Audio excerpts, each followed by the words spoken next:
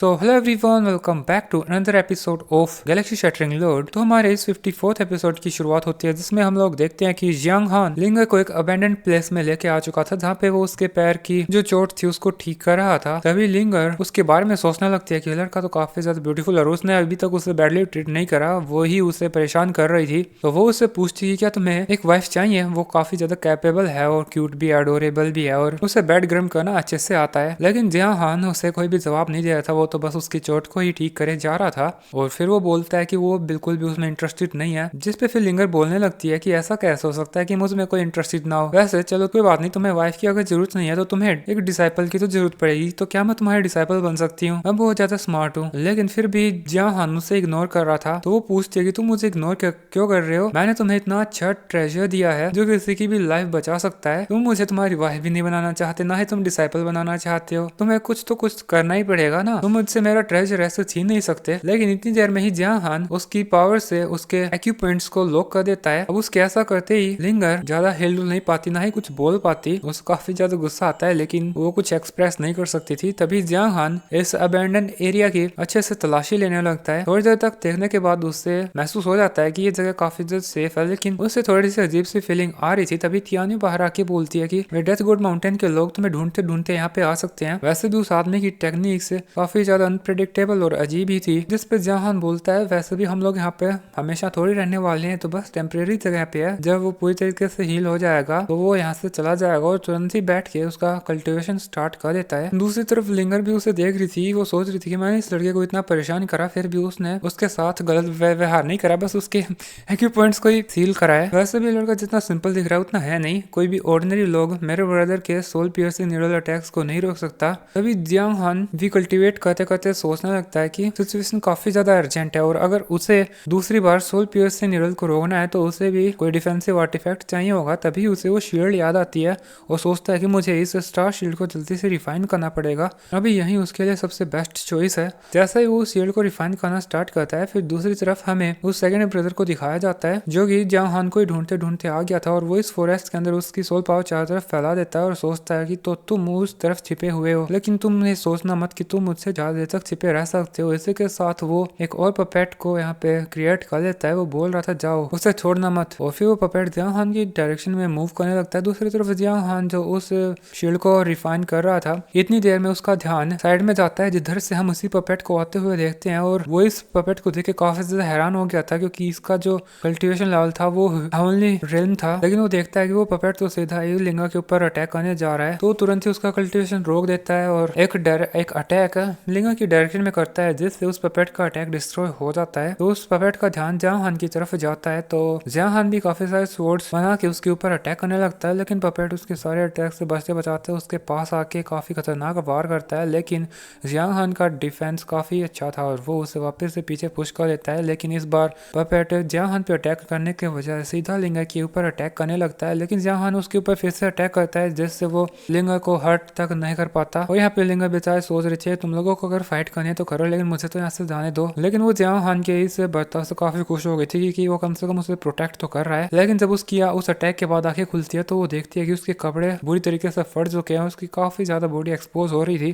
तो वो जियांग हान के ऊपर चिल्लाने लगती है। लेकिन दूसरी तरफ जियांग हान अभी भी जो बची कुछ कसर थी उसे पूरी कर देता है। वो एक फायर अटैक करता है जिससे चारों तरफ आग फैल जाती है और वो पपेट उसी आग के अंदर खत्म हो जाता है, जिसके साथ ही लिंगा के कुछ और कपड़े बर्न हो जाते हैं। जिसके बाद जियांग हान की भी नजर लिंगा के ऊपर जाती है और वो उसकी एक्सपोज बॉडी को ऐसे देख रहा था और उसे काफी अजीब लग रहा था और तुरंत ही उसका चेहरा पीछे कर लेता है। जिसके बाद वो फिर उसकी पावर से लिंगा के जो उसने इक्विपमेंट सील करे थे उनको अनसील कर देता है और लिंगा भी तुरंत ही खुद को ऐसे छिपाने लगती है। लेकिन वो भी अभी भी मस्ती के मोड में थी और जियांग हान को बोलती है अब तुमने देख ही लिया तो नजर छिपाने से कुछ नहीं होगा, तो बताओ तुम्हें मेरी फिगर कैसे लगी? क्या तुम्हें अब यकीन हुआ कि मैं हर चीज में बहुत ज्यादा अच्छी हूँ? क्या तुम अब भी मुझे खुद की वाइफ एक्सेप्ट नहीं करोगे? मैं तो अभी भी तैयार हूँ, कभी भी। इतनी देर में यहाँ पे उसी सेकंड ब्रदर की आवाज आती है और वो बोल रही थी तो मास्टर जिस लड़की पे सबसे ज्यादा प्राउड करते हैं उनकी प्राउड डिसाइपल होने पे वो लड़की खुद की बॉडी को ऐसे सेल कर रही है, क्या बात है। मास्टर को पता चलेगा तो वो खुद ही तुम्हारी जान ले लेगा। लेकिन वैसे भी तुम्हें इस लड़के को खुद की बॉडी सेल करने से क्या ही होगा,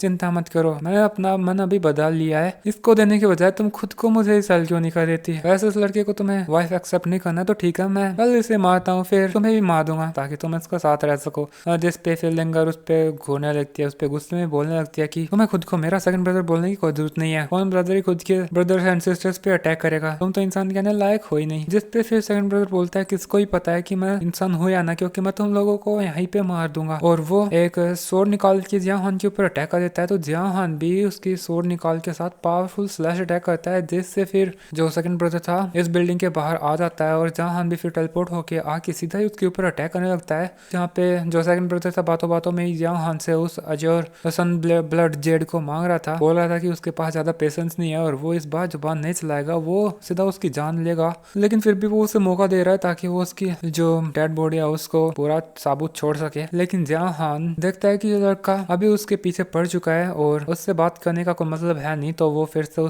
अभी उसके पावरफुल अटैक्स करने लगता है। वो उसके ऊपर पावरफुल स्लैश अटैक करके उसे पीछे पुश करता है और साइड में देखता है लिंगर, वो भी आ रही थी उस लड़के के ऊपर अटैक करने के लिए। वो बोल रही थी तुम मास्टर के डिसाइपल हो तो क्या हुआ, तुम्हें क्या लगता है कि तुम मेरी कोई चीज मुझसे छीन सकते हो, तुमने तो मुझे मारने की भी कोशिश करी, इसलिए मैं तुझे बिल्कुल नहीं जाने दूंगी। और वो भी अभी उसके ऊपर अटैक करने लगती है, जिस पे सेकंड ब्रदर बोल रहा था तो तुम मुझे मारोगे, अगर वो मास्टर नहीं होता तो तुम्हें प्रोटेक्ट कर रहा था तो मैंने तो तुझे कब का मार दिया होता, लेकिन फाइनली अब मास्टर नहीं है तो मैं तुझे जान से आज मार ही दूंगा। और वो लिंगर के ऊपर अभी पावरफुल अटैक करने के लिए चला गया था। लिंगर भी काफी ज्यादा मतलब प्रॉब्लम में लग रही थी। खैर अच्छी बात ये थी कि जियांग हान साइड से अटैक करता है उसका शैडो डीमन वाला, जिससे सेकंड ब्रदर का ध्यान दूसरी तरफ चला जाता है उस अटैक को रोकने में। और वैसे सेकंड ब्रदर जियांग हान के दूसरे ओपोनेंट्स की तरह नहीं था, वो एक ही अटैक करता है जिससे जियांग हान का शैडो डीमन डिस्ट्रॉय हो जाता है। तो देख के एक बार जियांग हान भी हैरान था कि शैडो डीमन की अटैक से इस लड़के को कुछ भी नहीं हुआ, शायद इसे भी कोई ट्रेजर प्रोटेक्ट कर रहा है। लेकिन अभी सेकंड ब्रदर से बोलने लगता है मैं तो पहले लिंगर को मारना चाह रहा था, लेकिन तुझे मारने की ज्यादा जल्दी है तो ठीक है, पहले मैं तेरी ही इच्छा पूरी कर देता हूँ। और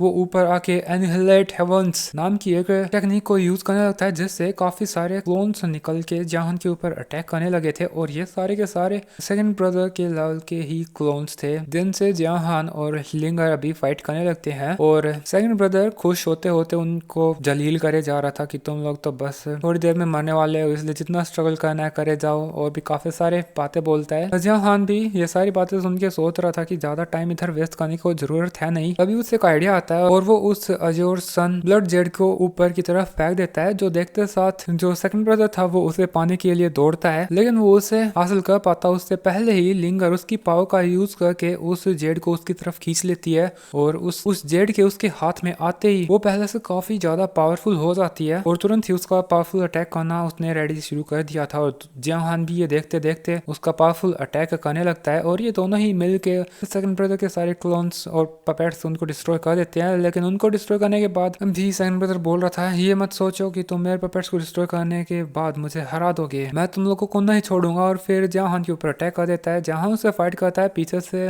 लिंगर भी अभी उसके ऊपर अटैक करने लगती है और ये दोनों ही सेकंड ब्रदर के साथ एक साथ फाइट करे जा रहे थे। लेकिन ये फिर भी उसे हर्ट नहीं कर पा रहे थे, जो देख के सेकंड ब्रदर बोलता है कि तुम लोग मुझे हर्ट नहीं कर सकते, जैसा मैंने कहा कि तुम लोग आज मरोगे और तुम्हें मरने से कोई भी नहीं बचा सकता। लिंगर उसके तरफ फिर से आकर अटैक करने लगती है। इसी मोमेंट के ऊपर जो सेकंड ब्रदर था वो उसका जो सोल पियर्सिंग अटैक था वो कर देता है और लिंगर उसके सामने उस सोल पियर्सिंग नीडल को देख के बहुत ज्यादा डर जाती है, जो जहान भी देख लेता है और तुरंत ही वो उसकी शील्ड लिंगर के सामने अपीयर करा देता है, जिससे जो सोल पियर्सिंग नीडल थी वो रिफ्लेक्ट होके वापस से सेकंड ब्रदर की तरफ चली जाती है और वो उसे ही हिट कर देती है। और उस सोल पियर्सिंग नीडल की स्पीड इतनी ज्यादा तेज थी कि सेकंड ब्रदर को तो एहसास ही नहीं होता और इतनी देर में वो उसके आर पार हो जाती है। लेकिन ऐसा नहीं लगता कि उसे उस नीडल से कुछ हुआ है और गुस्से में वो और ज्यादा पावरफुल अटैक अभी वो आसमान में जाके करने लगता है। लिंगर बोलती है ऐसा कैसे हो सकता है, सेकंड ब्रदर ने तो वर्ल्ड शैटरिंग रिल्म की सेकंड स्टेज के ऊपर ब्रेक थ्रू कर लिया है, ऐसे फोर्स्ड ब्रेक थ्रू से क्या ही होगा। लेकिन दूसरी तरफ से सेकंड ब्रदर बोले जा रहा था चाहे मैं मरूं या ना मरूं तुम लोगों को मैं बिल्कुल नहीं छोड़ूंगा।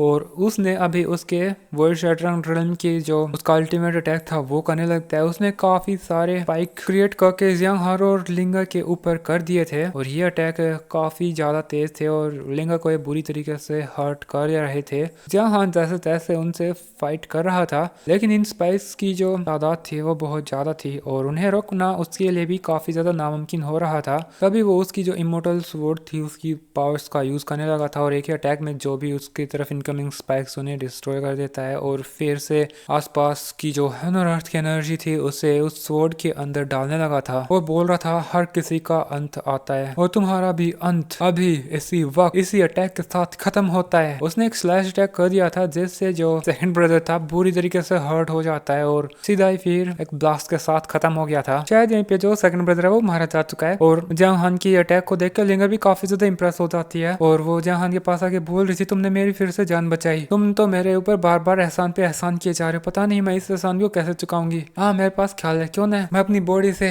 इस एहसान को चुकाऊं, मैं तुम्हारी वाइफ बनने के लिए बिल्कुल तैयार हूँ। लेकिन जंग हान अभी भी उसे मना करे जा रहा था कि उसके पास और भी मैटर्स हैं इसलिए वो यहाँ से जा रहा है और तुझे जो करना है वो कर अभी। लेकिन लिंगर फिर उसे बोलती है हस्बैंड वेट, मेरा भी इंतजार करो, क्या तुम मुझे ऐसे ही छोड़ के जाओगे? देखो मैं यहाँ पे अकेली हूँ, मेरे ब्रदर को भी तुमने मार दिया है, कम से कम मुझे यहाँ से तो लेके जा ही सकते हो। जिस पे फिर जहान बोलने लगता है कि मैं तुम्हारा हस्बैंड नहीं हूँ, इसलिए मैडम आप अपनी रिस्पेक्ट थोड़ी सी रिस्पेक्ट मेंटेन करो, तुम्हें भी डेथ गुड माउंटेन में वापस चले जाना चाहिए और आगे से मुझे फॉलो मत करना। और जो बोलते बोलते वो यहाँ से निकल जाता है। लेकिन उसके जाने के बाद जो लिंगा थी वो तो ऐसे थोड़ा सा मायूस हो जाती है, लेकिन तभी वो ऐसे भयानक रूप से स्माइल करने लगती है और बोल रही थी तुम मुझे खुद का पीछा नहीं करने दोगे, वैसे तुम्हारा कहना मैं कौन सा मानने वाली हूँ। और उसके पीछे पीछे चली जाती है। और दोस्तों इसी के साथ हमारा ये एपिसोड इधर ही खत्म हो जाता है। होपफुली तुम लोगों को एक्सप्लेनेशन अच्छी लगी होगी, थोड़ा सा मैंने अलग तरीके से इसे एक्सप्लेन करने की कोशिश करी है continuously. So thanks for watching. वैसे भी मैं 2 दिनों से बिजी था, खैर ये एपिसोड वैसे ही लेट आ रहा है। Again thanks for watching, bye bye.